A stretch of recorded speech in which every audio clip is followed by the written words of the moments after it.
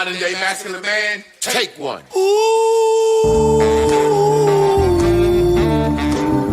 What makes a modern day masculine man? When you drink your liquor straight. A modern day masculine man. I pay all the bills and I tells my woman the truth. Got my shit together, do what I wanna do, say what I wanna say. I won't break you, are not me, and I am not you. I kept it real, so now I can do what I wanna do. Modern masculine man. Welcome to Man School. Welcome to the Modern Masculine Man Podcast, Mitch. Woo!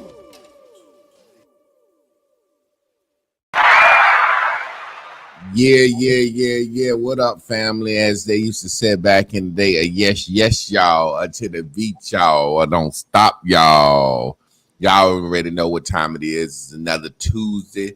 I'm here live with my man, Trav P. What's going on, brother? Feeling good, ready to go to work. You already know what time it is. So, you know, like I like to ask you when we start every show off, man, it's Tuesday.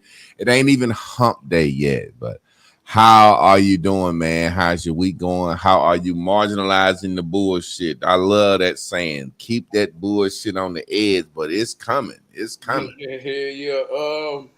Been the first week of school.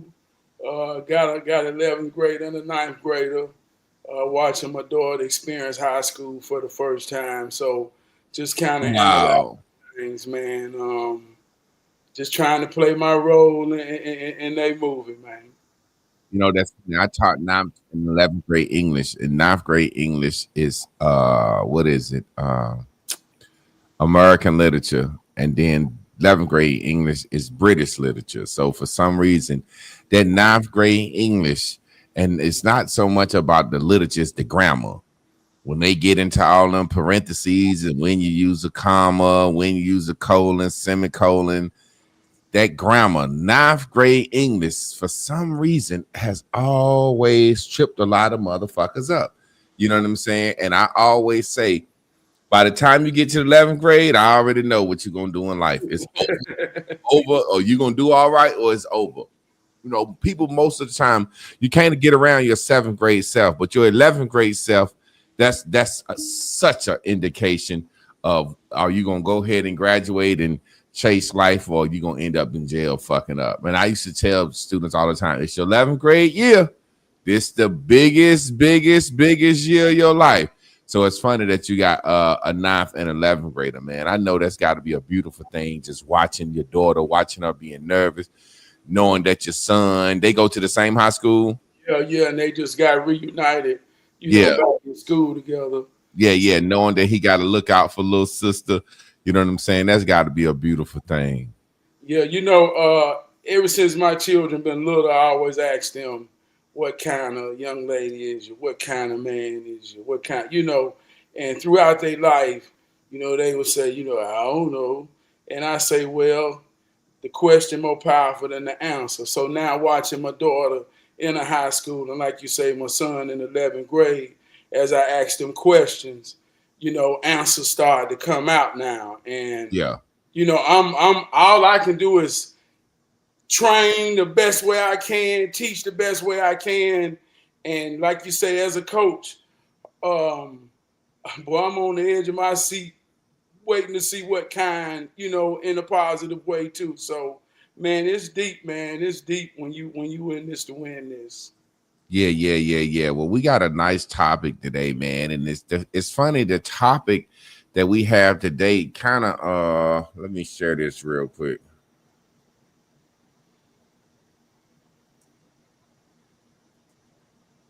Let me type this.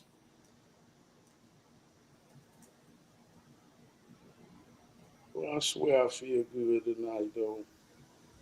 I swear I feel good. I feel good. Yes, sir. Yes, sir. Were you able to share it with your page, man? Yeah, it did go right. I Yeah, I know. appreciate that. Okay. Well, then that way we know we going on all platforms. Yeah, man. Today's topic, man, is something I want to talk about. It's something that I was speaking about today, and for some reason, we're talking about it with men, but we want to talk about it with the black race in general. But as we get started, you know what I'm saying? Men and criticism. Mm.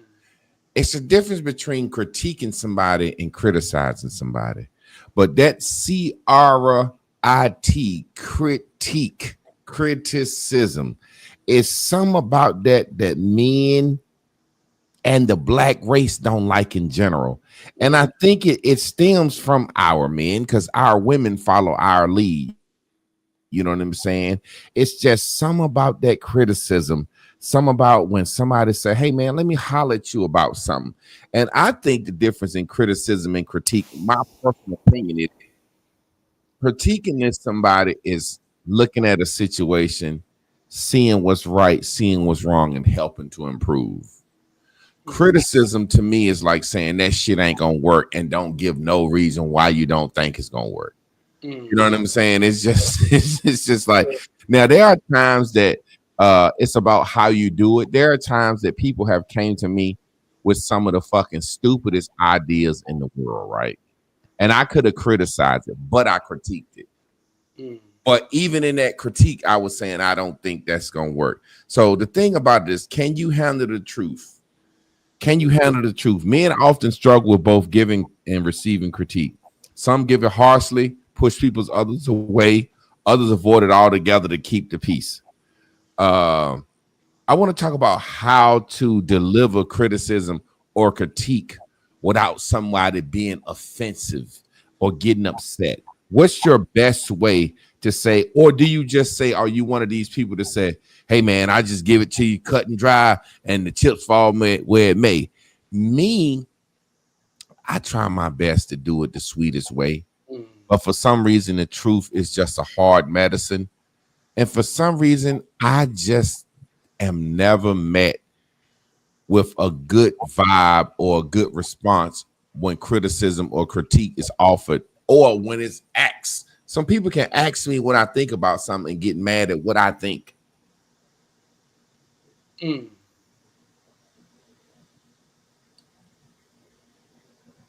you find it hard to be critiqued or criticized? I know as a man, I try my best to be on point, right? Yeah. And I joke with my wife all the time. I said, you be looking for me to make a mistake. You don't want me to, but when you catch me in one, you know what I'm saying? My wife will call me and say, you know, you left the light on the bathroom on this morning.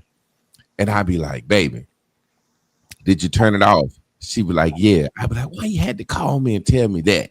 You know what I'm saying? So I joke with her all the time. It's like, and she'll say, it seems like that she's in trouble all the time. And when she says in trouble, it's not in trouble like you're in trouble. She just say, for some reason, in a male-female relationship, there's not a lot of times where she catch me slipping. So when she do catch me slipping, she says she's not happy, but it does feel good to point out when I'm slipping.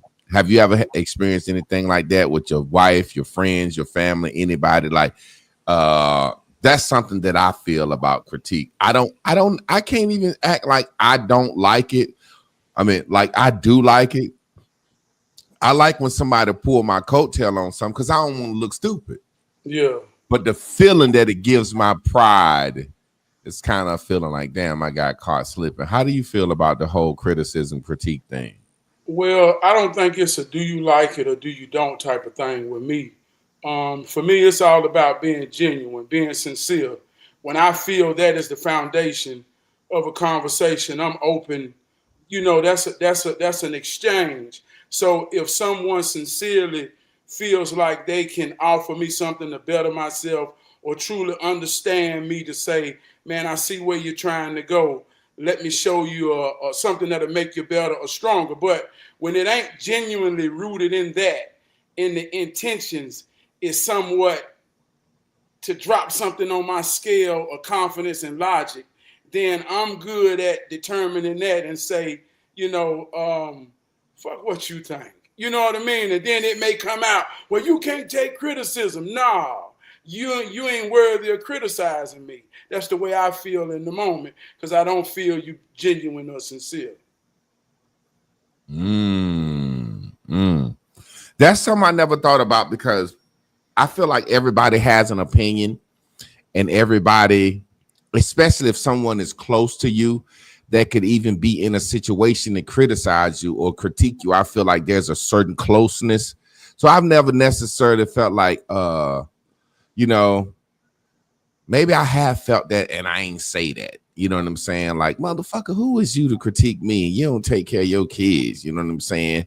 But I know when I felt like that, it's always something that was an ego punch for me. Like, for me to feel like that, they said something that struck a nerve within me. Yeah. You see what I'm saying? Like, you might have a family member that's a crackhead or don't take care of his kids, or somebody that just to fuck up, the black sheep of the family, and they have something to say about you.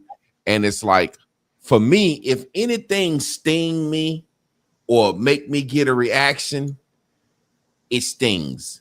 So I know personally, like, say, for example, if something don't matter to me, I keep scrolling. That's what I tell people on the timeline. You ever see people say, who cares? And I be like, you care, motherfucker. You stop your scrolling. As good as it feels to scroll, you stop your scrolling. Shit, let me type some on this. Who cares? So I've always said, when something is a thought, is a thing, when it's a thing, it feels a certain way. You know what I'm saying? So I know I tend that shit do sting. I try to be on point. You know what I'm saying? But like you said, that who the fuck are you? I think that's a result of me when I feel like that motherfucker got a point in a way. You know what I'm saying? The other side of receiving criticism or critique is being accountable. Yeah. And when you can be accountable or have accountability, then that's, you can accept what people say, and you can see yourself in what they're saying. So I learned this in football. Now, there's many ways to get here, but this is how I got here. So let's just say after a Friday night game on Monday, when we had film session, the whole team watching the film. If we had a rushing touchdown against the defense, or if we lost or had a bad defensive game, then everybody was on the scale for critique, because everybody finna witness you in the action of battle. And when we had a bad game and I got beat or I took a playoff, everybody said, look, this is the star of the team. Look, this is why we lost. He took it down off. He got beat. So I had to wear that in that critique. And I couldn't run from it. So that taught me how to be able to stand in anything when I know I'm wrong. But if I take that from someone who on the other end, when I redeem myself and I get a player of the week shirt, or when I watch my team redeem ourselves, if I know you ain't been in that to understand that, fuck you talking about. Yeah, so, I never forget. I'm sorry. Yeah, so my point is, when you real about yourself and what you do, you know when it's sincere, and you can reflect in whatever the critique is to know if it's just or unjust. And if that ain't there, then this person most likely trying to kill your momentum, kill your confidence, or kill anything. So they'll use this connotation. You can't take critique. I can. I just ain't gonna take it from you. Yeah, I get it. Say, for example, it's like somebody trying to feel that blame or remove that hurtful feeling. I never forget my senior year in the state playoffs basketball game. I missed 2 free throws, kind of like Nick Anderson, and we went home. And this is our senior year, you know what I'm saying? We ain't never going to play another motherfucking high school basketball game again. And it was like, he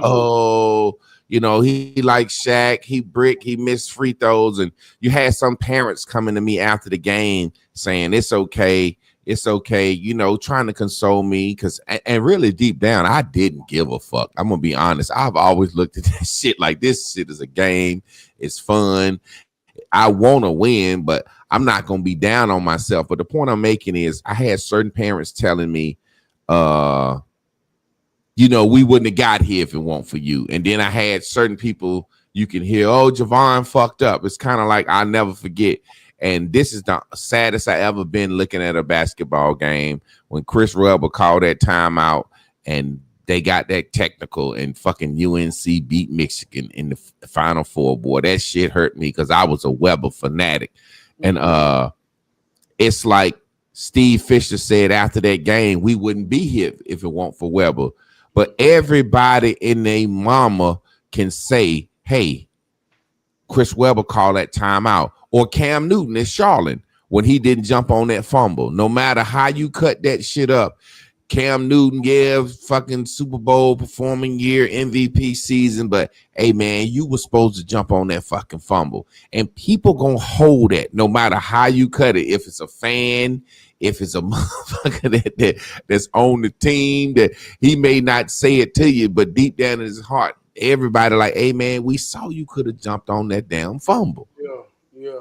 So question, why does it seem like with black people, this critique and men, it either goes to straight silence, like, man, I ain't listening to this motherfucker, or straight blowing up? Like there's most of the time when somebody's being critiqued or feeling criticized, there's not a regular conversation that can be had. It's either a person sitting there sad, quiet, hoping you don't say nothing, leaving them alone, or is, man, fuck that shit. You know, I have been in situations with friends, family members, where I know I see them doing something. I see that shit gonna blow up. I know it's not gonna work. I know what it's gonna do to the family. And I'd be like, I ain't saying shit because you can't talk to this motherfucker unless they gonna fucking blow up. You know what I'm saying? And I joke with my brother all the time. And I said, man, if you was on fire, nigga, I couldn't tell you because you ain't gonna fucking believe it. No matter what it is. Hey man, you on fire? Hey man, I ain't nobody on no goddamn fire. You know, some people you find it hard to give that critique to. You know what I'm saying? So have you ever been in a situation where you just say, what do? Do you let a motherfucker crash and burn? Or do you have that confrontation because you love them? Because I got to the point where I say, hey, man, I don't even love nobody enough to go through no back and forth with nobody on some shit that ain't got nothing to do with my life and my well-being. I find myself personally going back and forth because I care. And for the life of me, I can't figure out. And this me personally, the people that really got access to me. Sometimes when I get in these back and forths, you know, it breaks my heart because how you don't know that I'm being real in the moment to even consider what I'm saying. But the back and forth be rooted in ignorance, egos. And when I say ignorance, this one thing amongst us, when we get our egos, when we start ranting about the things we ignore, that's when we become ignorant. And we think everything is an opinion. And we don't understand what fact is. So everything is an opinion to an ignorant motherfucker who ain't never paid attention at no point in time about what he talking about. And I done paid so much attention to what I'm saying. And here I am arguing with ignorance because through the ignorance, when you care, man, when you care, and you watch an ignorant motherfucker being ignorant and ranting about something ignorant that he don't understand or paid attention to, and you really care for him, and you see who really gonna be affected by it. And people that don't understand that think you crazy because they watch you going back and forth with a motherfucker who ain't trying to hear shit. That's why they said don't argue with a fool, because the people watching won't be able to tell who the fucking fool is. Come on, man. I got a real good friend, and we have always been tight. And lately, he been on this Jehovah Witness kick, and he is Jehovah Witnessing me to death. And I be telling him, bruh, you haven't read the Bible, and he's saying this, and then I may give him a scripture from the Bible, and he said, well, the Jehovah's Witness do this and this, that, and the other. I said, man, you don't know the history of the Jehovah's Witnesses. You don't know this guy predicted the end of the world 3-4 times. You don't know this motherfucker was crazy. You don't know the history, and then you don't know the history of the books that have been removed from the Bible. Matter of fact, you ain't even read the version of the Bible you have. But this motherfucker is hell-bent on, well, the Jehovah's Witnesses do it like this, and they seem more real to me. I was like, yeah, they can seem more real to you, but that don't mean you understand the Bible. It's certain stuff they do that's anti-biblical. You just ain't read the Bible enough to know it. And it's like, I'd be like, please don't talk to me about that. Please don't talk to me about that. And not only is it crazy, it's driving a wedge in our relationship, because not only do he not know what the fuck he talking about, he's trying to convert me. So I find myself pulling out his Bible, showing him shit in his Bible, and then he be like, well, I got to talk to my elder about that. The shit, whenever he's refuted, I got to talk to my elder about that. So what I realized is this. When I was in college, this lady taught me about the 3 levels of wisdom. She said some is, and I have a hard time remembering all of them. One of them is, just because something needs to be said don't mean that you're the one that's supposed need to say it. Just because something need to be said don't mean it's the time for it to be said. And just because something needs to be said, I think the last one is, the person don't mean the person want to hear it from you. So it's like timing, tone, and when you deliver some information. But it seems like no matter when you deliver information, if it's against the person's will, it's like, shit, why you wait that long to tell me? Or why you telling me now? You know what I'm saying? It's like, well, I wanted you to bump your head so I can say, hey, man, you bump your head because it is. Man, why the hell you going to sit back and let me bump my head? Like, well, every time I try to tell you something, you don't want to listen, and we get in an argument, and it affect our relationship. You don't see it as iron sharpening as iron. You see it as me actually cutting on you. You see what I'm saying? Yeah. I had a friend one time who wanted to get into carpentry. He went and bought a whole bunch of materials. He was gonna build picnic tables. And he say, man, I'm finna do this. You know, he was wanting to prove, I think he had saw something on TikTok, and he was like, you know, he was wanting to connect with a man type of idea himself to prove he could do it. So I encouraged him. I said, man, do your thing. So he, you know, got all his 2x4s and everything, and he was out there measuring and booming, and it would never come out right. And he was out there frustrated. And so I'm like, man, he was like, nah, man, I got it. Man, so he went all into a rant about he know math and he know this and he know that. And I just simply told him, well, do you know that a 2x4 ain't really a 2x4? And that's why it won't come out right. Yeah, it's like 1 3/4 by you see what I'm saying, man? But it's simple things that you don't understand. Wow, that's a great example. And that's, like I said, the foundation of, boy, you ain't read the Bible, man. You don't know what the hell you talking about. So I had to be someone who think I know everything, someone who think, goddamn, I can figure it out. I ain't slow. And I really had to help him understand that what I'm saying ain't got shit to do with me, dog. A 2x4 ain't a 2x4. They just call it that. Yeah, exactly. So do you consider that critique? And in the midst of that, critique can be a opinion. Well, this ain't no opinion. This is fact. But when somebody have ignored or hadn't paid attention to what's real, man, 2 niggas will fight behind this shit. Yeah. Man, I want to piggyback into the discussion I was having on the internet today, right here.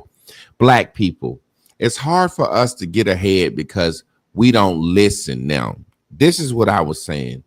You take a country like Haiti. What I was saying is when a colonizer colonizes a country, or take slaves from one place to a foreign land to help cultivate that land and put technology on that land, that group of slaves is never intended to be independent.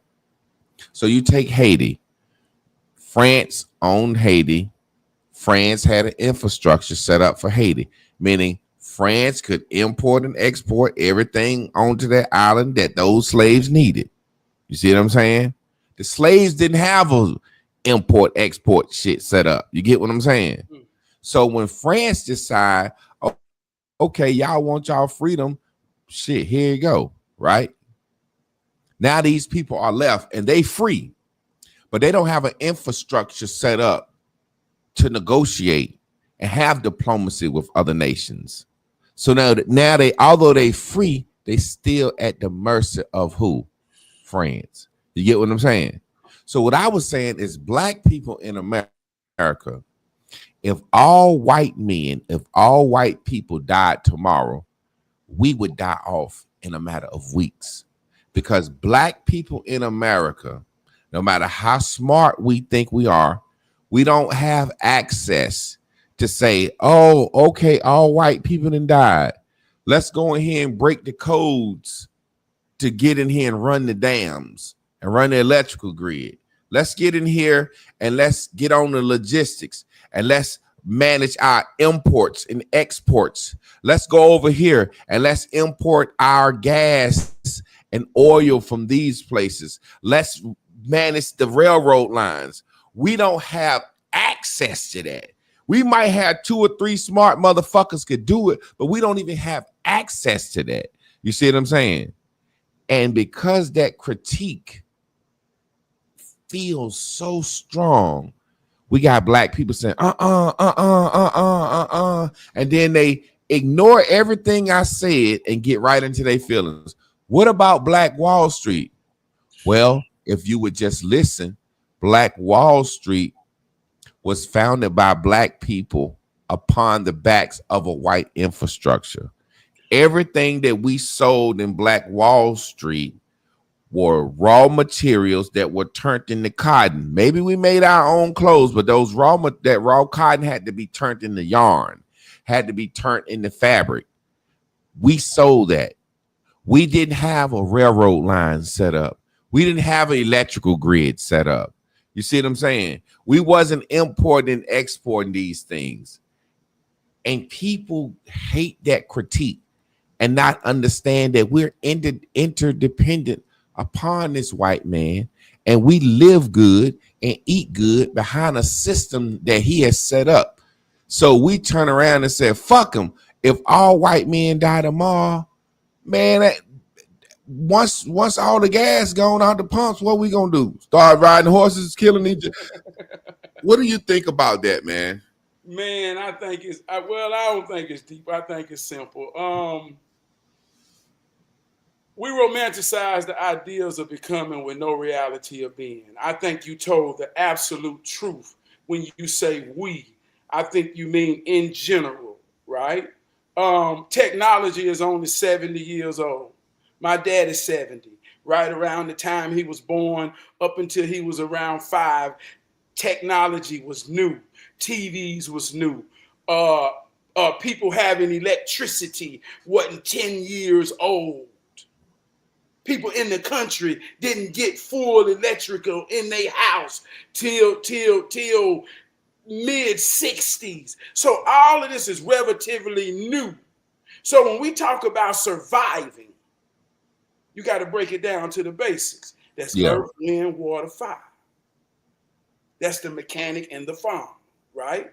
So I'm saying this to say, if you take right now the people who everybody praying to be, and ain't nobody above this bullshit. You praying to be Jay-Z. You praying to be somebody who got all the followers. You praying for somebody who got all the material things that you think successful. I want you to gather all of them up in your mind.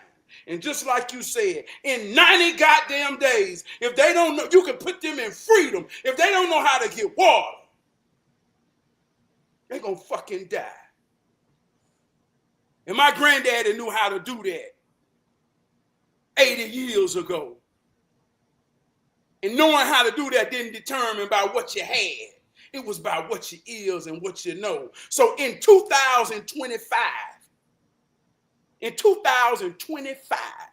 I don't know a billionaire, any of our heroes that own manufacturing plants, that make a goddamn thing. If the white man left right fucking now, who gonna make toilet paper? And who understand? That's what I'm talking about. Man, hey, look. And he go the sad part, even going into the part we just talked about. I run a manufacturing plant for a living. And right now I can tell my people something powerful. I've been begging right now to get any young black people who got engineering degrees, anybody who got money to invest. Let's invest in some extruders and make some goddamn molds and manufacture something. It's simple. But I don't know one billionaire that got the idea to make anything. And right now, if I have a conversation, the people that's around me gonna say, but you can't say that. You don't know that. Yeah, because they know me and they don't think that much of them got themselves that somebody they know the way that they'll tell me, but you can't say that. And I ask them, well, who fucking can? And in their mind, it's only the goddamn white man. So that's where we're gonna fucking be lost at, right goddamn now. This shit real. And if you think this some coon shit, motherfucker, go plant a garden and find water when it ain't none. You know what's so funny? What's so crazy about that? Like you were saying. Oh, no. You good. What's so funny about that is what the white man and his technology, its job was to get us to rely on that so that we can't take care of ourselves. Black people are spiritual people tuned in, tapped into nature. I'll give you a perfect example. Black people in Africa and blacks over here, we weren't going to develop this land. We was happy with using gold and metal for jewelry. We weren't gonna build with that shit. We was building with rocks, stones, and mud. We weren't gonna take iron and make ore and make steel. We didn't care about that. You see what I'm saying? So we lived in a certain way. What technology has done has removed us away from nature, like you said. So it's a situation where we have to go buy a grape. We have to buy everything we eat. So a lot of us I grew up on a farm. I know how to hunt, skin animals, fish. I know how to farm. But the point I'm making is we rely on technology so much. Without our TV or our phone, we'll be mentally ill, much less being able to survive without electricity. We'll be mentally ill. Let me tell you a real life story, man.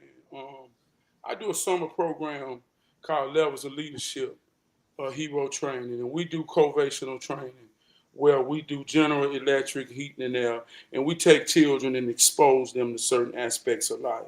And that ain't my per se field, so I'm learning as much as I inspire and teach. One night I come home, and my kids say, Daddy, the water cold, and it was in the winter. And they were like, how we gonna take a shower? And my homeboy, my big brother Crump, he get on me. He say, man, you got a multimeter yet? He had been drilling me to get a multimeter. So I finally got a multimeter, and I went and tested that multimeter. And I realized that I had a thermostat gone. And I went to Lowe's and I understood what I learned. The same thing that we taught some 9, 10, and 15-year-olds. I learned it. And for $30, I changed that thermostat. And that hot water heated up. And my family looked at me like a goddamn hero. Do you know how many men family will have to leave home and not get hot water for a week because only thing in their mind is how much money do I got to call somebody? And if they ain't real enough to be connected to some real people, they gonna call them white folk. Shit. Hey, man, we are the biggest spender. We talk about, like I said, how can you get in your feelings when the truth is being spoken? Hey, Trav, we the biggest spenders of white tyranny. When the white man go and colonize and tyrannize the world, we be like, now let us buy what you got. Whatever you got, let us buy. We gonna dominate. We gonna get the gold teeth. Whatever the white man, give me the iPhone, give me the lithium, anything that the white man is colonizing, we buying for cheap.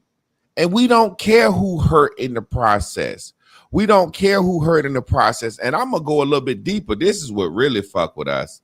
Black people, the original word in Latin, business, means war. Black people don't have the evil nature that it takes to do business. Business is, I'm trying to fuck you. Black people don't have the evil nature of what it takes to try to do business. I give you a perfect example why black businesses don't do well. Black business say, I'm so happy that you're giving me some business. I'm going to charge you $800 to pour this concrete, right? I'm going to give you a deal because you black, because I'm really so happy that you fucking with me. Whereas the white man will charge double for that, and he going to guarantee his job. But because I gave you a discount, I expect you to look over any imperfections.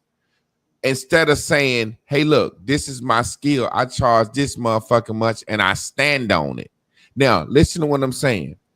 Black people don't have what it takes. The white man met the China man. China man showed him some gunpowder, gave him a little bit. White man said, well, we want all of it, goddammit. And then China had to build a wall to keep him out with the shit that he gave him. You know what I'm saying? We ain't cutthroat enough. We don't really. The white man has said, look, we need to build an electrical grid through here, and we're gonna put these power lines up. And yeah, everybody in this city gonna get canceled. But guess what? Shh, don't tell nobody. Shit, hope nobody find out. Black people be like, but they're gonna get canceled. We gotta build around and charge an extra $100 million. We too nice. We ain't got what it take to say, hey, hold, look. Go take that shit from them and let's sell it and capitalize off it. But they're giving it to us. They're sharing it with us. That's what the white man said. Hey, look at them pineapples and avocado them black men over there got. They giving us some. White man said, what if we kill them and take them all? We can sell them over there in London. They'll love that. We ain't got what it take to say, fuck it, let's go get some slaves. Let's go capture a village and destroy everybody and put them to work. Now, as truthful as that is, you just say, who hears that as a degrade and who hears that as a true truth? I think that was almost admiration that you spoke of that we got, because we have something in us that nobody ain't got. That's why we love Jesus more than anybody. And we say we spiritual. Spirit of love, everything that's about is in us, right? So, and here go the relationship between white and black that a lot of people don't understand. You just said it. Slavery was simply business. That's all it was. To this day, they don't have empathy. They can't understand the feelings of another because in their mind, in their history, in their legacy, what was doing was business. It was real life to us with our soul, but it wasn't for them. So I'm saying this to say, in our position in this, if you expect a fish to climb a tree, it ain't the fish that fucked up, it's you for your expectations. That's all we were in their mind is business. So I even want to go into Black Wall Street. This is what you got to understand. The very same thing that you say make us weak and make us different. See, they know that about us. And that's where the change still is. But here's how it worked. Slavery ended in 1865. They say, what we gonna do, man? We got all of these people, and we got to do something because they think they free. This the power of words right now today that's being used on you. Spells. They just simply changed the word from slavery to sharecropper. They say, we free, but what we gonna do? You free. I don't know. I ain't got nowhere to go. Well, keep doing what you're doing. Okay, boss, but I thought we're free. We is. I'm going to pay you for it. Then they do the same work, the same thing that they've been doing. They just change the name, change some words around, change the mind. Now, at the end of the day, they say we free what we make. They say you made this, but this is what it costs to live. We even. It's all words. It's all games in your mind. So now they say, well, we got to cultivate this to be able to have shepherds.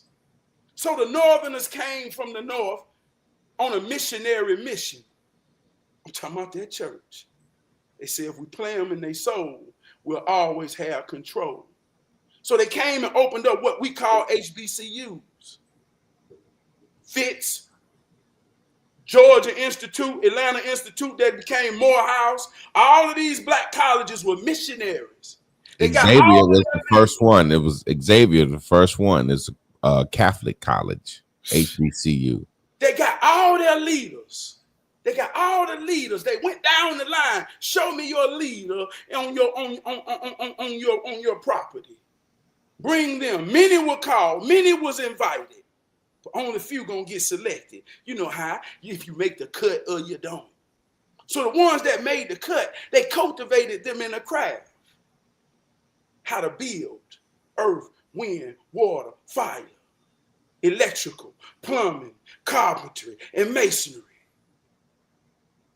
See how this worked? When they built this cultivation of a class, they went out and they built their own cities based off the craft.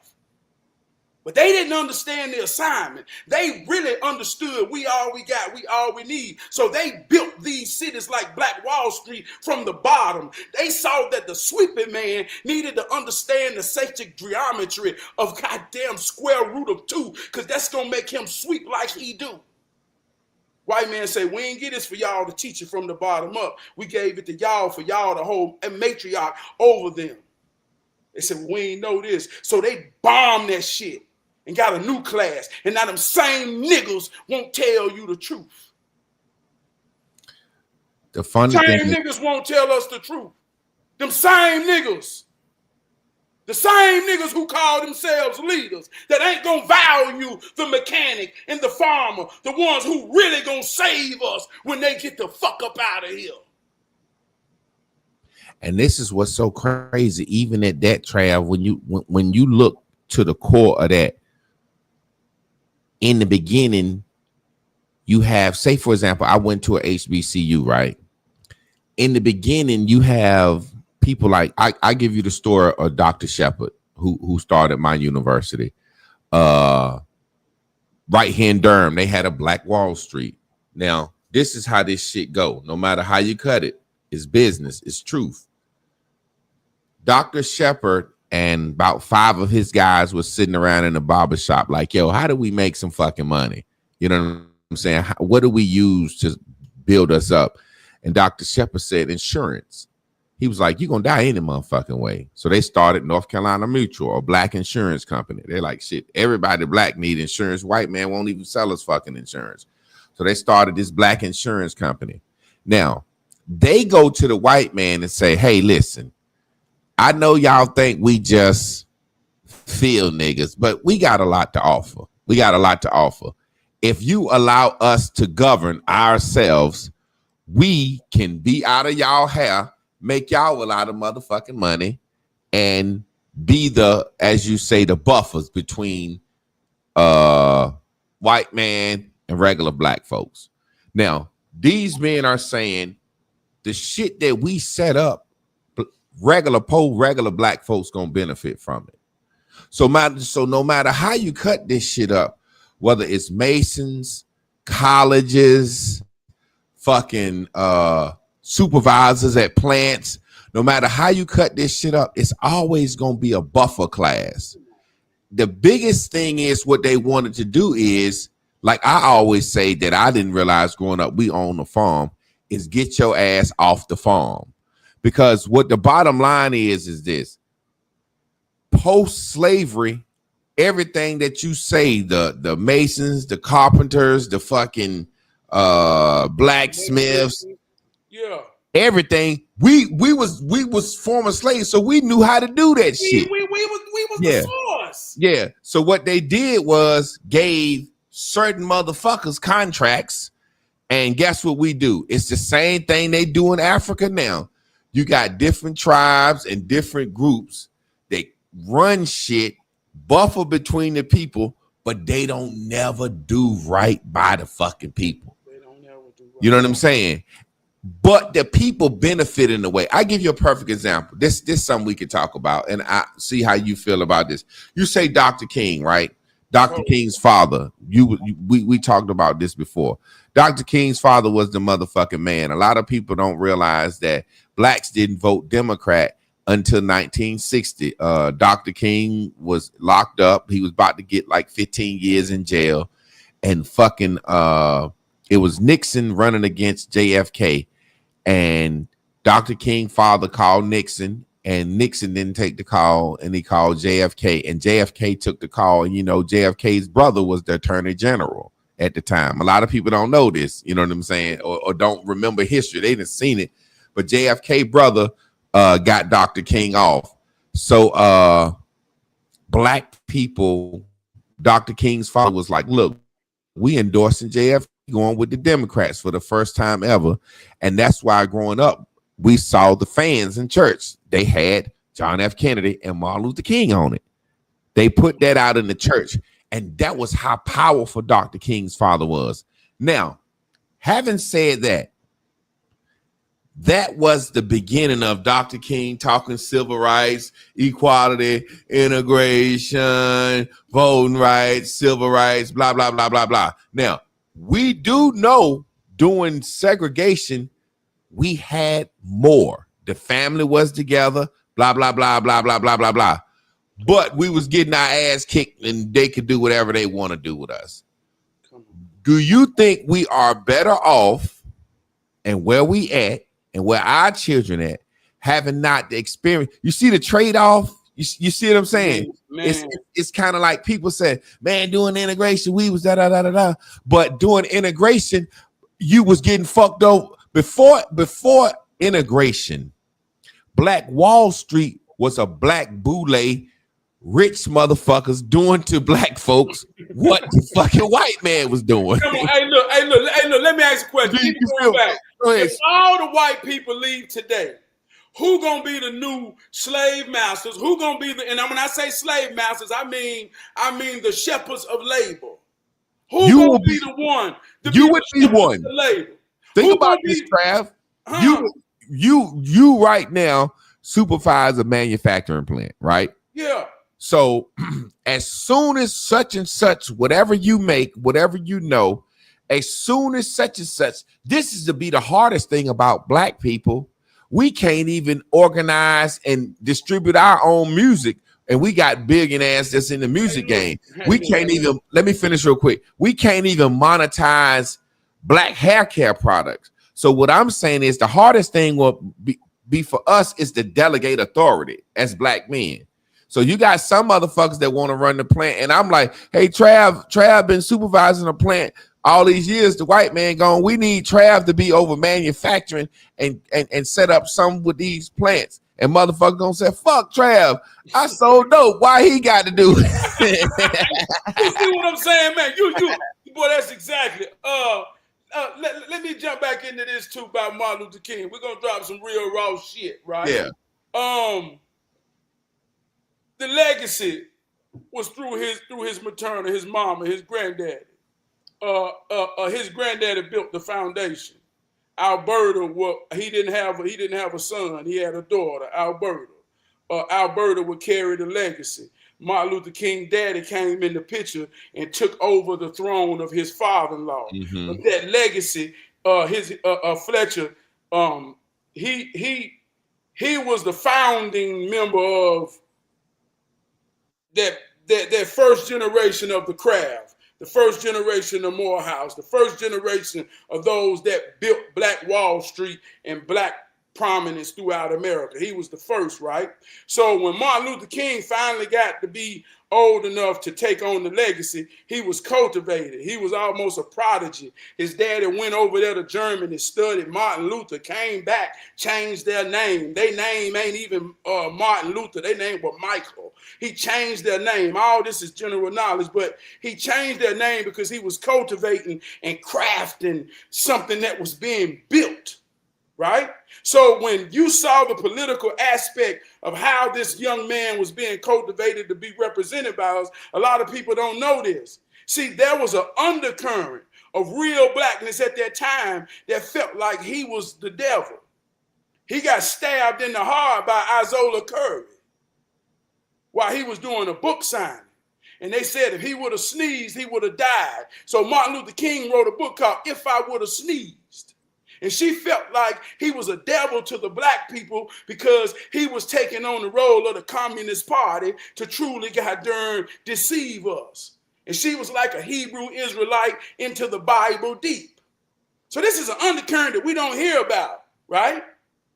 So after Martin Luther King died, and we would think, well, this is all about Martin Luther King, but it's deeper than that. After he died, a year later, his brother was found face up in a swimming pool. Mysteriously. 5 years after that, we're talking about Martin Luther King mama in Ebenezer Baptist Church. A black man went in there in her service and shot her in the head in the middle of service. So what did they feel that we ain't never heard or understood that was deeper than Martin Luther King?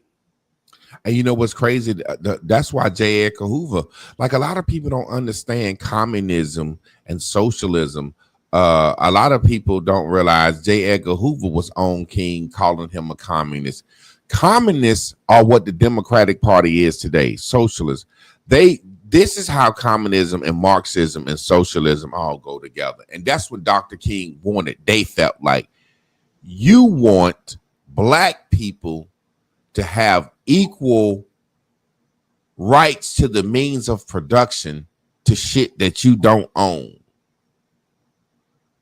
You want black people to have equalness to the means of production you don't own. Ain't that what the Democrats doing now?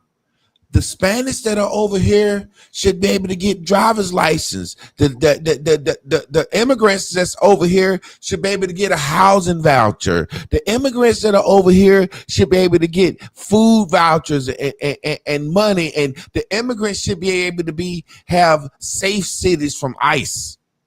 That's the same thing. People don't realize that's the same thing that Dr. King was saying. And they view that as communist, socialist. And I agree to a certain extent. Like, who the fuck says that I pay taxes and that immigrants coming over here get to live and get a free health care, free this, free that, and they ain't working a fucking at all for it? I don't think white folks should be able to get that. But the point I'm making is, when you look at it overall, are we in a better place? I always look at old folks' narratives, right? And I talked to this area in Durham called Hayti that was like Black Wall Street, blah, blah, blah, because we had a Black Wall Street in Durham. And the Hayti area was just a long strip of black businesses. And, you know, there's always a freeway that come through. You know, that's the what am I trying to say? Institutional racism when they build a freeway through the black businesses. But that's after the shit then fell off and they can buy that property cheap, or they can put eminent domain. I'm listening at the old folks say the pastors sold them out. And I'm listening at the old folks say when integration came, black folks, and we see it now, it ain't about integration. See, it's one thing people don't realize. Let me say this real quick. There's a difference between segregation and integration. We still segregated. Black folks go to school with black folks. Black folks live in white folks' neighborhood, in black neighborhoods. Black folks sit in where black folks. We still segregated. We're not integrated. We're desegregated. But let me make this point. Old folks said this, and you know this now, that when we were so-called integrated, black folks broke their motherfucking neck to go shop with the white man and had a white man named Brand. Did you see that motherfucking documentary that they made back in the day where they were showing this is how you sell to the Negro? Did you see that? Man, yeah. Now think about that. Now black folks want to be independent of the white man. My granddaddy used to say black folks don't want to be free. Black folks want the goddamn whip. We want to hold the whip. Yeah, that's what they want. They want to be the white man. Yeah, because it's like to this day, we want to be so independent of the white man or talk about the white man do, but we will break our motherfucking neck to have exactly what he has. We want his, not only do we want the white man, we want the gay Italian white man. We want Gucci Verducci on our shirt, Favlana Lucci, Cinderella Schucci. We want that most expensive stuff. And then not only that, we look down on a man that can't get it, or we tease the ones that can't get it. We go as far as to do this, Trav. See a motherfucker with a chain and kill behind it, or a nigga with a got a wad of money to his ear. What is he really saying? Dick Gregory said something that I think was the illest thing in the world that Waka Flocka heard and changed his life on. Dick Gregory said, man, when I bought that motherfucking Cadillac, first thing I wanted to do was ride back to the hood. He said that when he pulled off, he thought about it. He said, now what the hell did I do that for? Just to show these motherfucking niggas they ain't got no motherfucking Cadillac. And that's where we are. Ain't that white? Man, we don't realize that we are a hybrid spirit. We actually got the spirit of white folks, but we ain't got the balls that white folks got to do what it takes to do certain things. This old white man told me, Trav, he said, man, you know why black folks, white folks keep their foot on y'all neck in certain ways? I said, why? He said, because if y'all would have did to us what we did to y'all, we still be hunting y'all motherfuckers down every day in the streets.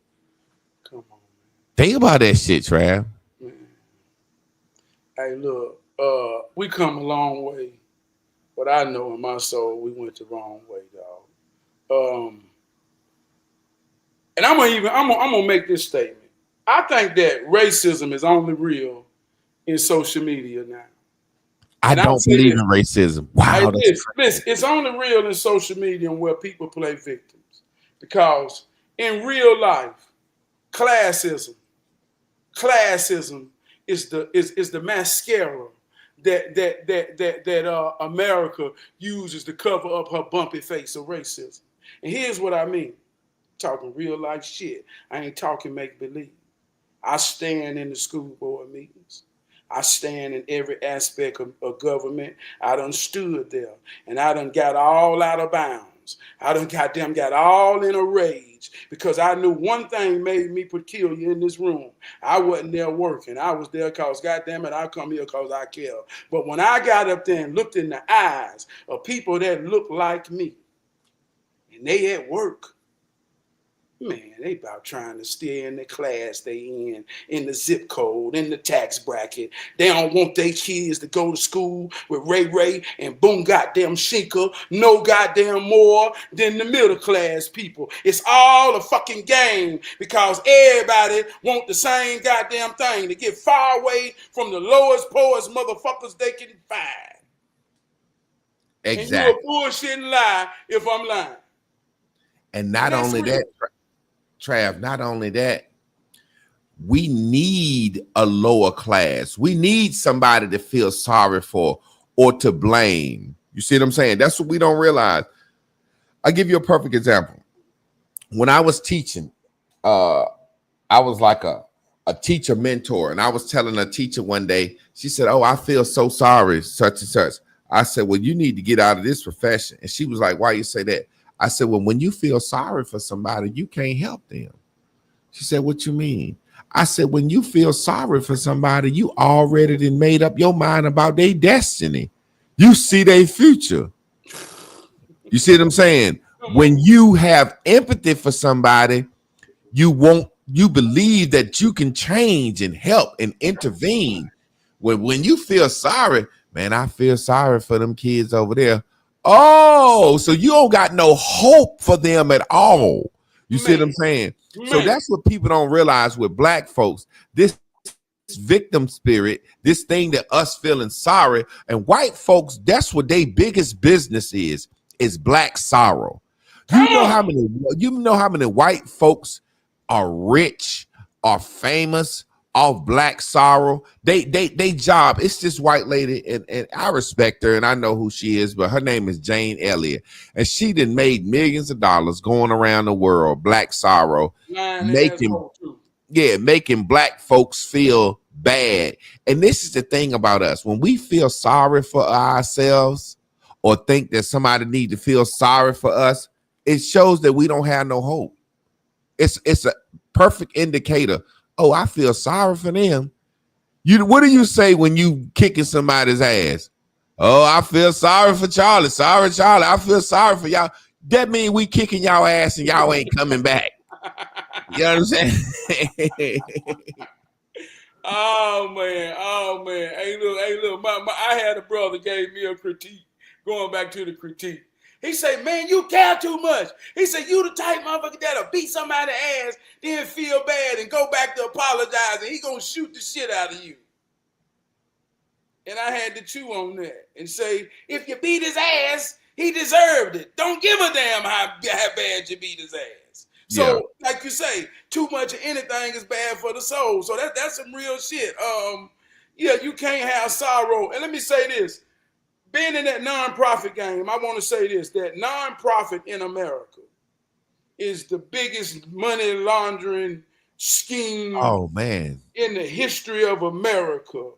And the biggest foundation for this, I'm talking about throughout America, is poor, suffering, neglected, that's a black children and black people, and they all come in the guise of help, but their product is suffering, struggling, destroyed black people, and they will never ever take away their product. So they have a cycle of a new class of suffering, struggling, deprived black people. And I'm talking about real life shit. When I go in there with hero training to say, fuck that.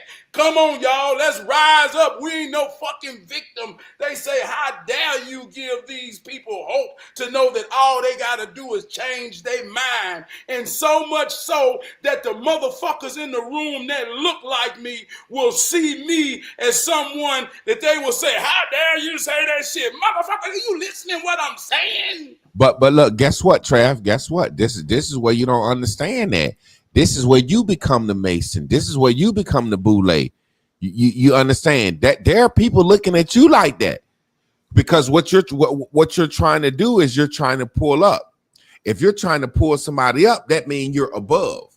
And the motherfucker that's down always gonna look at the motherfucker above. Or say, for example, no one is never gonna fucking critique somebody that's less than them.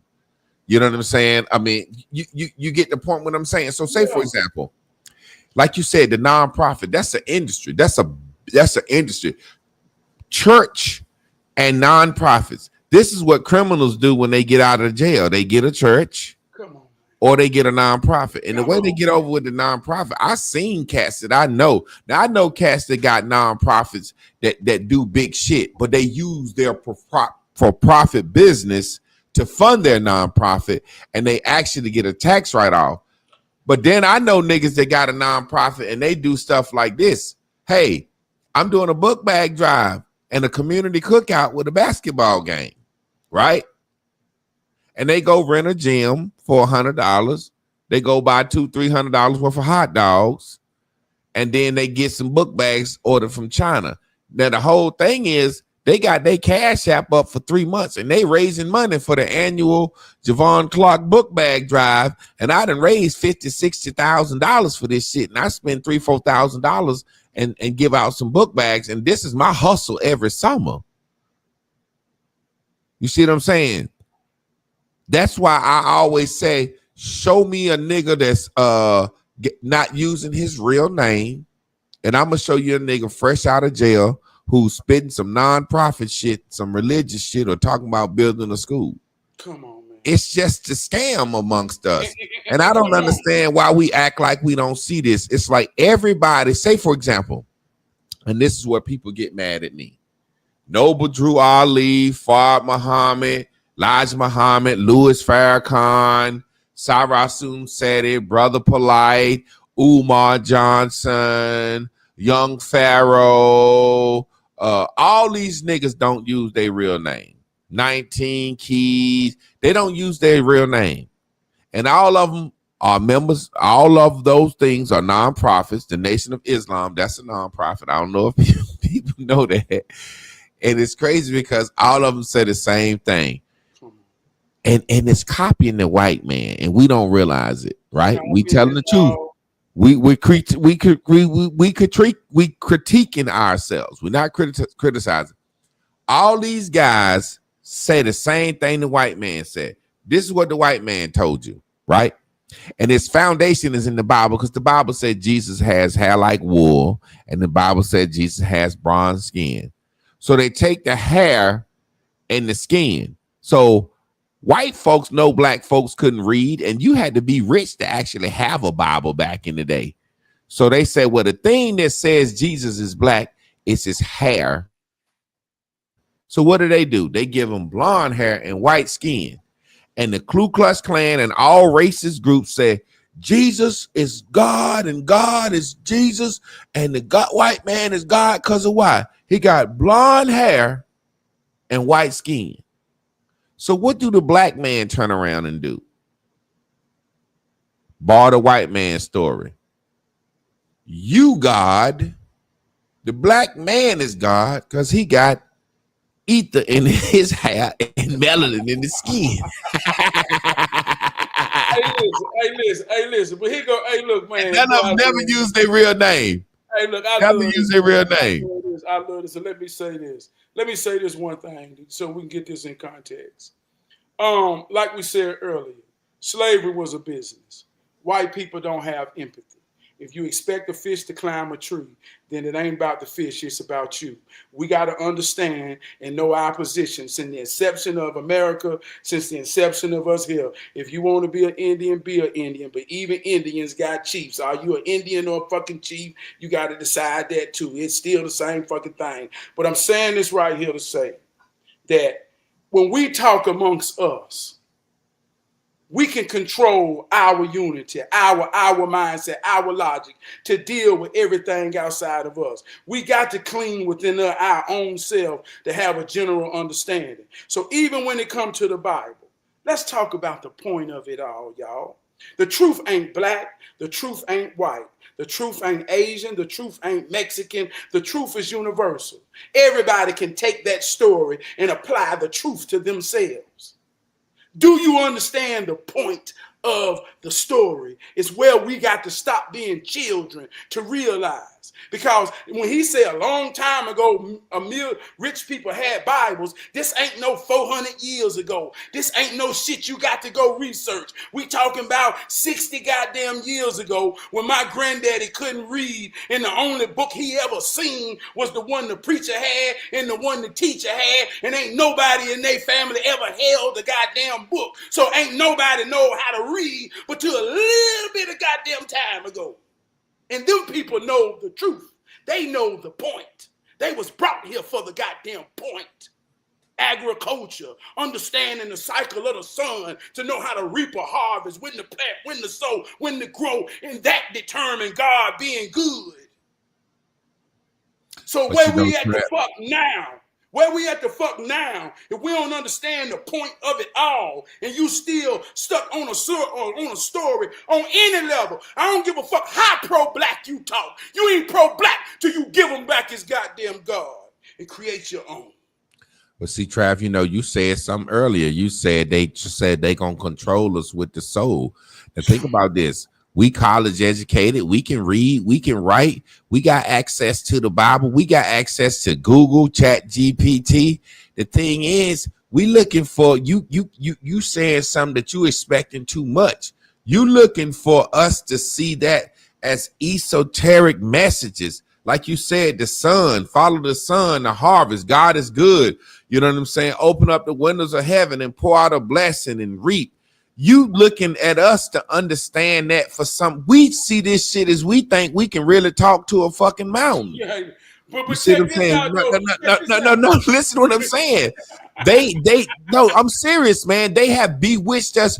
We can't see the message and the truth in it because we're literally thinking that the turtle is racing the fucking rabbit. It's like we don't see the fable in it. We don't get it. So when you tell us, goddamn Three Little Pigs, we don't see build your house on with stone and foundation. We see we like ain't no motherfucking wolf chase no pigs into no straw house and no wood house. We not getting the story. So when we read the Bible and all the access we got to it, we like, he walked on water for real. David really did do this. David really did this. You know what I'm saying? So say, for example, I was talking to a cat today and we was talking about David. We don't understand the truth of stuff. Say, for example, David killed Goliath, right? Yeah. Now, I don't know how good you know the Bible, but who told us David killed Goliath? Your story, come on with it. The cousin or somebody. Go That come from the book of Samuel, the prophet Samuel. David wrote all the Psalms. David didn't tell us about him killing Goliath. His biggest fucking supposedly biggest feat, he didn't mention that. But he told you about fucking Bathsheba. I fell in love with that bitch and killed her husband. He told you about his biggest flaws. So we don't even understand the context from which we seeing shit and who's saying this shit. Well, so we can never learn what you're saying. So what I'm saying is that preacher, that gatekeeper, there's always going to be a class of people that's gatekeeping, and at some point you will be called one of those. Well, if you do what hero training and what you trying to do, who the fuck he think he is giving these kids hope when we want them to live in victimhood and sorrow? This nigga must think he's somebody. He's giving them a craft, a handbook, a whole. He writing books for this shit. You see what I'm saying? You see what I'm saying? Yeah. But I will say this, and that I do got an ego in that. I do got a purpose. I got all my intentions in what you saying. But that's the point. I know Minister Louis Farrakhan. He know what the point of this shit is. Whether you call it esoteric or I just break it down to the elements, earth, wind, water, and fire. He know what this story is really all about and how it internalize and personify itself. They taught us this in elementary with the seven figurative language of writing. They taught us everything we need to know. Ain't none of this shit deep. We already know it. But I would never accept that a man who was crafted and anybody who's standing that sacred knowledge and look at my people and say they don't believe that we can handle the truth, so they feed us to keep us children. Man, I'm just crazy enough to believe that I love black people so much because my granddaddy taught it to me. I believe some people need to be spoon-fed. My granddaddy taught it to me, man. Some people need to be spoon-fed and some people need to be lied to. I promise you. In our race, the elementary minds, and let me show you what I'm saying. Say, for example, I'm speaking from a school teacher because you just said some major shit. We know the 7 literary devices, personification, metaphor. No, the fuck we don't. No, the fuck we don't. We learned it though. No, the fuck we didn't, Trav. Our race is basically illiterate. You did good in school. You sat on this show and said why you work so hard in school, to motivation to show that you were not like certain people and to make certain people proud and make sure your daddy never going to be able to get on your motherfucking ass for nothing. So you know what personification is. When other people see that and they see some personified, they take that shit literally. You know what a metaphor and a simile is. You know what a hyperbole is. You know what a motherfucking allegory is. They don't. So what I'm saying is What do we do with these dumb motherfuckers right here? I give you a perfect example. Now, this is where people get mad at me. White people used to justify sterilizing black people. They said we were feeble-minded and we needed a certain amount of supervision and government. Now, watch this. Look at our children in DC, Chicago, LA, and certain cities. Now, I ain't talking about motherfucking our men and criminals. Look at our children. Our children have made it to where it's not safe for us to walk the streets in our own neighborhood. Those are the motherfuckers that need to be lied to and spoon-fed and motherfucking governed over. Hey man, I want to tell a real life situation. And I'm from Charlotte, right? And I remember on the corner of Badersford and LaSalle. If you from Charlotte, Badersford is getting like they gonna bring them motherfuckers to Badersford soon. I spent 6 years every day on that corner at Big Time House of Style, right beside Tropicana. And I stood there every day and connected with that whole neighborhood. And I saw the facets of people locking their doors. I saw how the spirit work when you get out with a good spirit. I learned a lot, right? So all the understanding is a couple of months ago, me and my wife went up to a KFC up the street, and my kids were in the car, and we was in there, and this is the first time I ever understood YNs. They came in there, they had their pants off their ass, they was prowling, they was goddamn on the prowl. There was another man in there getting scared, and me and my wife looked at each other, and she looked at the kids, and I gave her the look. I said, well, baby, go to the car. She said, but we back and got our back up against the window. And I cased the jump. And I said, these motherfuckers act stupid. And I was scared. And I ain't never been in this type of way to feel threatened by my people. But I looked in the eyes of these young dudes, dog. I don't know where they was. But I say, boy, they finna wear this goddamn day. Look, hey, I'm getting out of here to go to my children, right? So, long story short, they called up my chicken. And that older man looked at me like, please don't leave me, brother. And I had to say, man, I got to get out here to my goddamn kids. But I know right then, that's some real shit. And if you ain't real enough in real life to know that, then you might be that, goddammit. You might be that if you ain't real enough to know that and know that. God darn, it's been a whole disconnection of some babies in this world that ain't never saw God, ain't never felt God, ain't never experienced God. And I ain't talking about no deep shit. I'm talking about love and care that come from inside one to another. And when you ain't never experienced that, you a little motherfucker beast prowling this goddamn earth. And if you don't know that's real, like I say, then you ain't fucking real. And if you get caught up in any type of political narrative other than realizing we at an all-time goddamn low, then you got the mind of a white hole. Bottom goddamn line.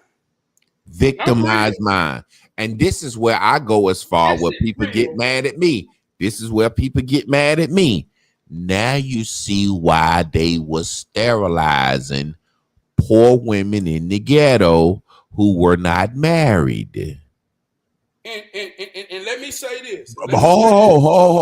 But do you see what I'm saying? Come on, man. Now you see why they were sterilizing poor women in the ghetto who were not married. Not only were they sterilizing, they were tying their tubes too.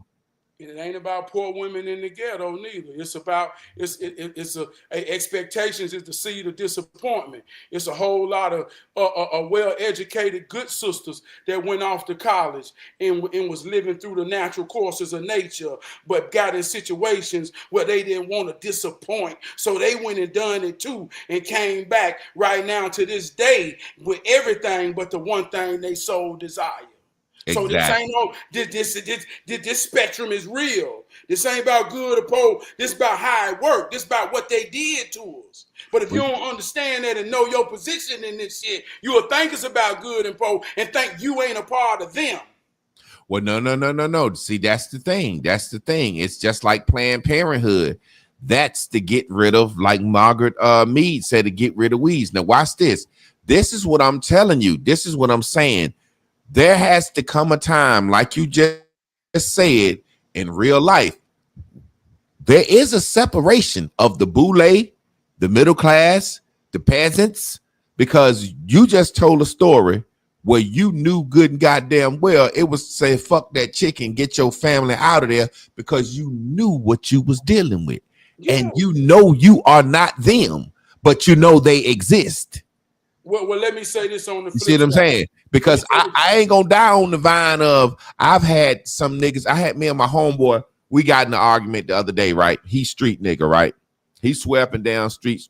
I say, you're not street, you just was unsupervised and fucked your life up. However, he say, young niggas, the YNs, Javon, you don't know how to talk to them, and you scared of them, and blah, blah, blah, blah. No, I don't want to have to kill one of them.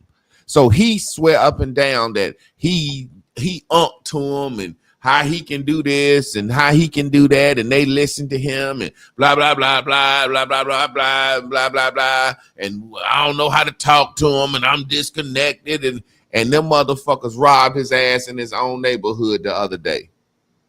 But he telling me, I said, man, you not them. There's a different breed. It's a different flower. You know, like we was uprooted from Africa. Some of us was here. But by the time we intermingle with these motherfuckers, we got their nature without their evil spirit that it takes to have their nature.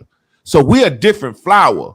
Now our kids then figured out our kids have the evil spirit, but don't have no soul. Our kids are white like them towards us. Our kids are our kids terrorize. They have the lack of the soul. You see what I'm saying? So what I'm saying is, as black people, there's always going to be a class of,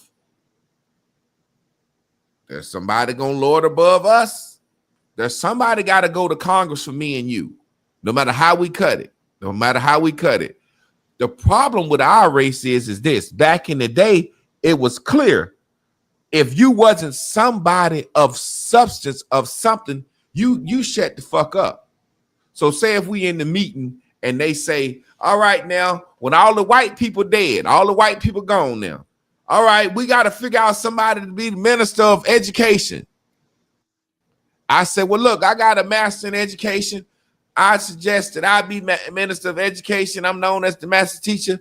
Do the men in the world, not the room, but all the black race got to agree on this shit. You see what I'm saying? Yeah, okay. Now they done made Javon master of education. So now that I'm somebody, I gotta vote. I gotta say so. As master of education, I would like to put my guy Trav over master of manufacturing. Oh man, that nigga from Charlotte, man, fuck him. You see what I'm saying? Hold on. See, back in the day, they say, who is that guy speaking back there? Oh, he just a guy with a social media page. He don't know nothing about, man. If you don't get this motherfucking nigga up out of here talking about he voting against this man on manufacturing, he don't know a goddamn thing about manufacturing. Sometimes certain motherfuckers have to shut up when it comes to certain things. Things. Well, you know, I look at it like this too, though, man. In that situation, and that's real. That's how it works. It's gonna be naysayers. It's gonna be doubters. But you got to show yourself to prove. I done went in the place where it was 150 in there, and I came out as the one. I done been in a stadium where there was thousands. I was the one, the thing they call. So, and I'm not making that about me, but I know what you're saying. And if it's real, then ain't nothing about showing myself to approve. So if that is the situation, and I step up, many are called, few are chosen, many are invited, but everybody won't be selected. So I'm saying if I get invited and I'm selected and I'm one of the ones, I'm saying I got integrity.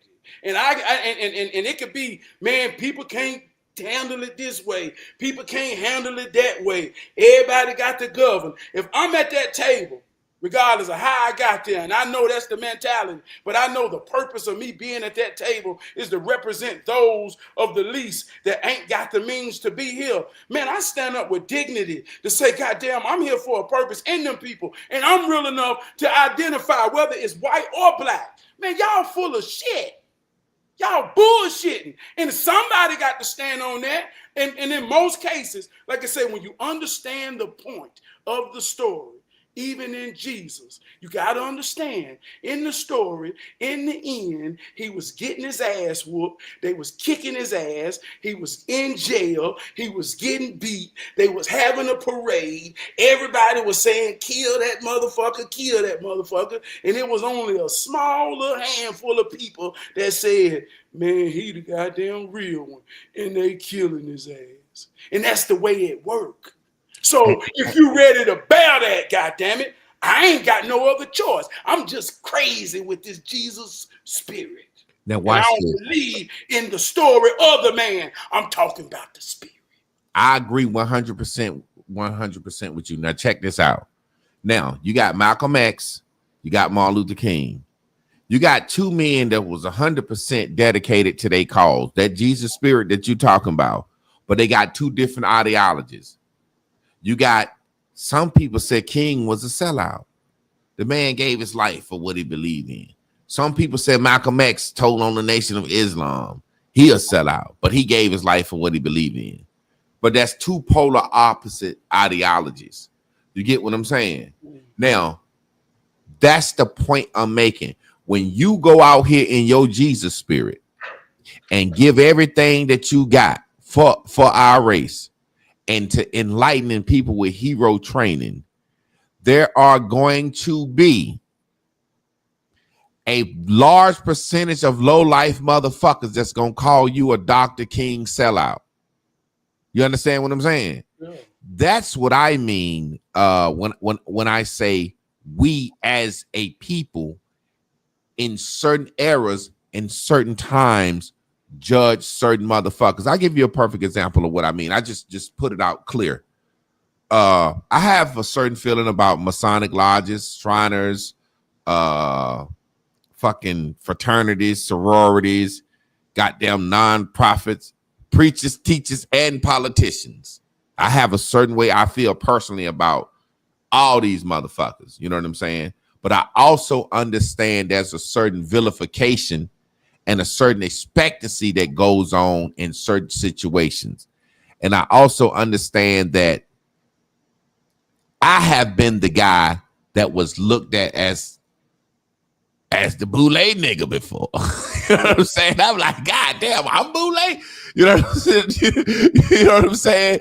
But depending on who you are and what phase you are in your mission and your purpose, and depending on how many motherfuckers hearing you, there's always somebody going to look at you and say, and you see it just like me, even we sitting here now.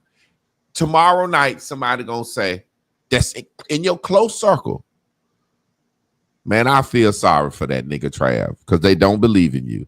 Man, I feel sorry for that. That nigga get up there and holler them goddamn words every night. That motherfucker crazy. It's like John the Baptist. You know what I'm saying? John the Baptist on the outskirts, hollering and screaming. This motherfucker crazy. You know what I'm saying? Hey, look. And this is how I respond to that, though. As truthful as that is. That's how it worked, right? But it's not truthful, though. But you know the size of a 2x4. You got some shit for people. You got a book. You got hero training. You got a proven method. You're not crazy. No, I'm saying that's how it worked in the mind of that type of spirit, right? Oh, okay. The motherfucker, he's gonna hit anyway. That's what come with the game. Ain't nobody above the bullshit. If I'm talking to somebody on the football field and they want to play running back, you know people gonna take your head out and you're gonna get more contact than everybody on the field. That's what come with it. Do you like contact or do you not, right? And once he established that and understand that, if he want to run the ball, then goddamn learn how to run the motherfucker over or defend yourself when you're getting tackled. So I get that. But he go to point. And I'm gonna put this in broad perspective of hero training. If I'm talking to a young man, I want him, or I'm gonna try my best to inspire him to believe in himself, have self-confidence, have discipline. We come a long way, but we're going the wrong way. We got everything that our ancestors ain't got, but the one thing they had that we don't got is discipline. We ain't disciplined worth shit. So have discipline, structure, believe in yourself. Get you a job. Find something that you like to do that don't feel like work. While you're young, truly go inside yourself. Get a trade. Figure out what you like. Get some stability. Once you get 2 years stability, take that discipline. Buy you a home. Put yourself in the best situation to be able to live and survive. Once you get you a home and a foundation, go find your balance. Find you a woman. Start a family. Find your reason. And live life to the fullest, young man. And if he do that, if I do that, if you do that, and anybody who's listening who's a part of that, I promise you, when Beyonce wake up in the morning, her breath stank. If you think somebody realer than you, get the fuck out the huddle. Ain't nobody realer than you. You are as real as it get. And if I got to goddamn water that down to somebody who gonna tell me your people can't handle the truth, then motherfucker, I think you a gatekeeper that don't want them to have the truth. Because that's the only reason you think you stand, because they don't goddamn know. So I'm gonna tell it every time, Javon. I feel you, but I'm not even gonna play devil's advocate. I'm going to give you two examples of pure truth, right? Yeah. All right. This is how black people get confused. Nigga, Uncle Tom, right? Let's use these two words in the confusion of nigga and Uncle Tom. When I said contextually, and niggas don't understand words and grammar. Watch this. When a white man was referring to a black man back in slavery time, he said, that boy, that's a boy. That's a boy. He follow.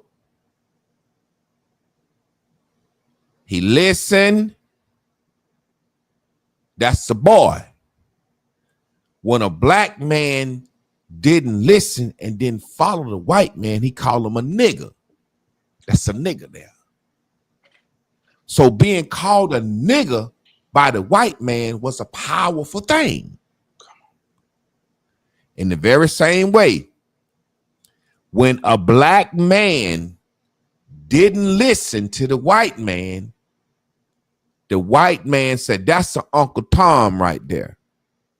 Because the book Uncle Tom's Cabin, Uncle Tom was the slave that rebelled against the white man. So when the black man don't fall in line, he walking down the street. Black people listen to two white people talk. Look at old Trav Perry over there. He's an Uncle Tom. He really saying you a nigga that won't listen, that won't fall in line. You got hero training and you teaching these young boys to do everything you said from top to bottom, right? Look at that nigga over there. Trav a nigga. But when we hear him call you that, we say anything the white man calling him got to be bad. So what do? We turn around, misinterpret, and derogatize nigga, derogatize Uncle Tom, right? And now your whole hero training meaning and everything that you're doing well, guess what you are? Because you're teaching black men how to survive and how to be accountable and how to do everything you just said. Now you a nigga and now you a fucking Uncle Tom to your own fucking race. And let me tell you what. But let me finish this last thing and then you got it. But then we turn around and the very thing the white man called us to say you was somebody that followed in line, somebody that's easily trained, boy, we turn around and call our friends my boy. Come on, man. Everything that you're doing with hero training, when the white man look at you and see, God damn it, that hero training is changing his race.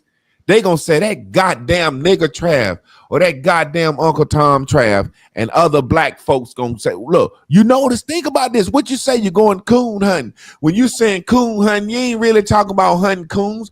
You hunt people that would call you a coon. You think about how many motherfuckers would call you a coon. Hey, look, man. Hey, look. Like I say, I'm gonna tell you a real life story. I remember I went against a management system. They say if we break Trav, we break everybody. I came in young. A lot of people been there forever. Overcame drugs. Once I simplified real estate, just from buying a house, just from being taught, I had everybody buying houses, recovering addicts, everybody. Man, you can do this. You can do this. You can do this. Everybody buying houses. They would tell me, these older men, old enough to be my daddy, work with my daddy, boy, you can't drive that car here.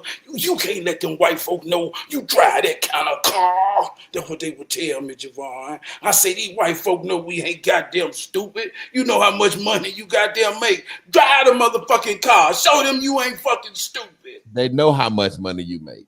Hey, look, everybody started buying cars and buying houses. They said, we got to get rid of them because they knew I had the influence. I saw how this worked.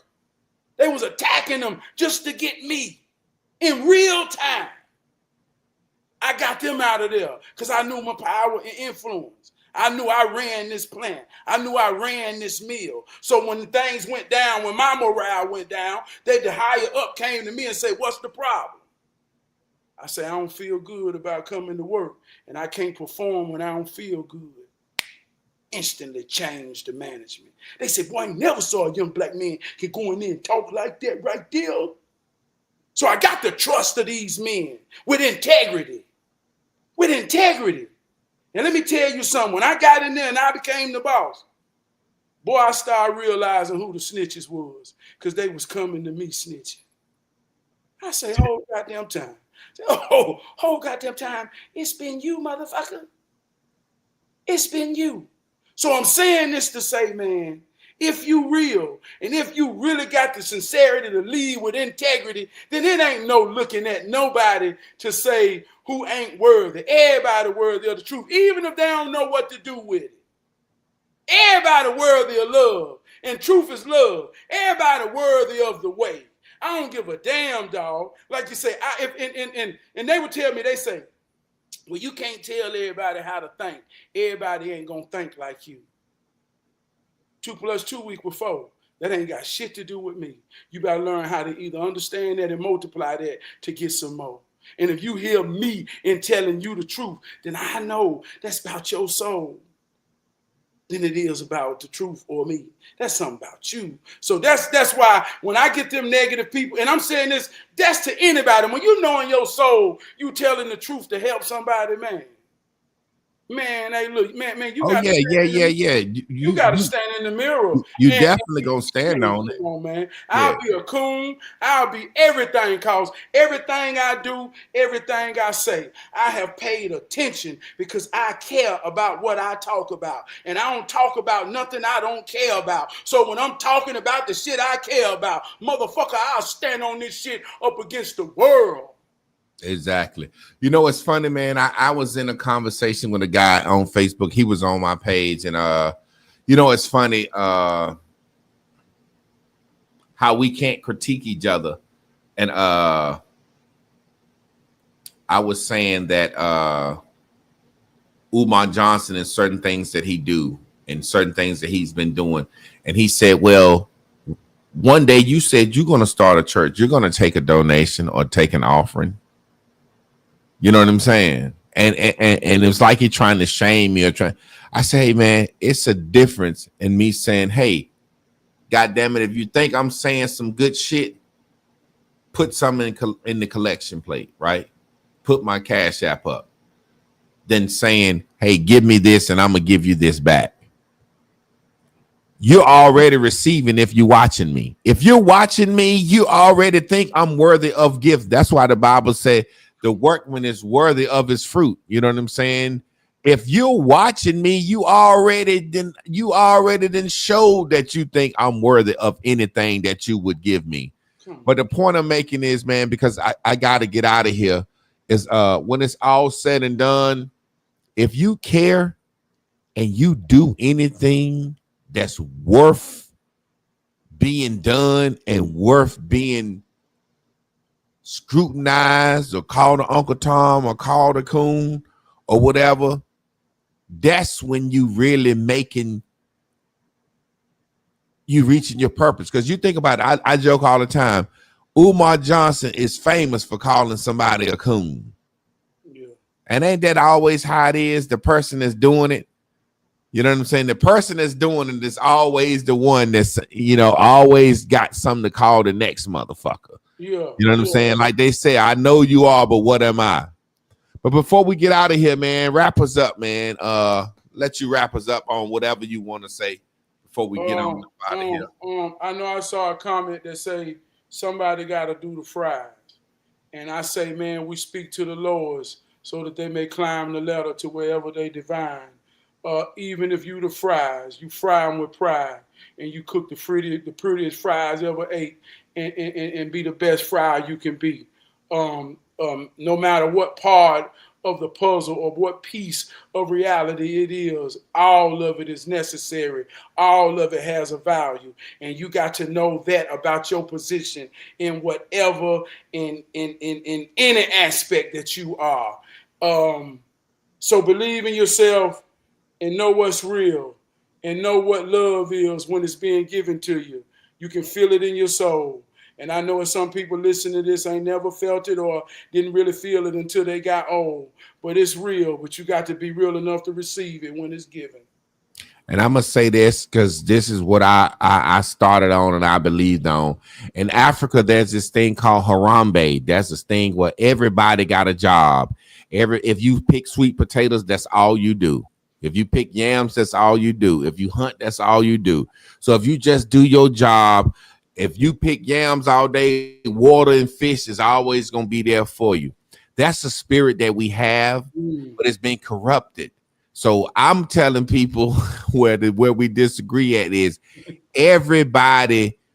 somebody got to do them fries, right? Yeah. But because back in our African spirituality, the fry man is content. He going to do them fries.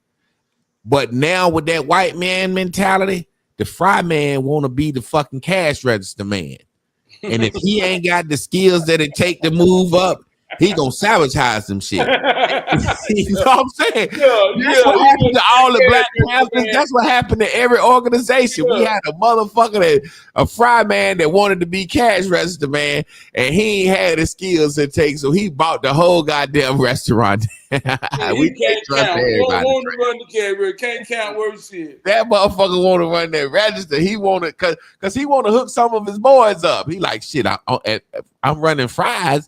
That ain't shit. If I get on this register, I can hook my boys up and make me a little change. You know what I'm saying? I'm just fucking with you. I had to rebuttal you right there at the end, man. But I appreciate you, man. Good. Hey, y'all be good. Y'all stay tuned in, tapped in, turned on. Tomorrow night, we got Ranting and Raving Wednesdays with me and Miss Carla. Y'all check out Trab Thursday night at 9:30 on Facebook. And we going to keep this thing going. Peace.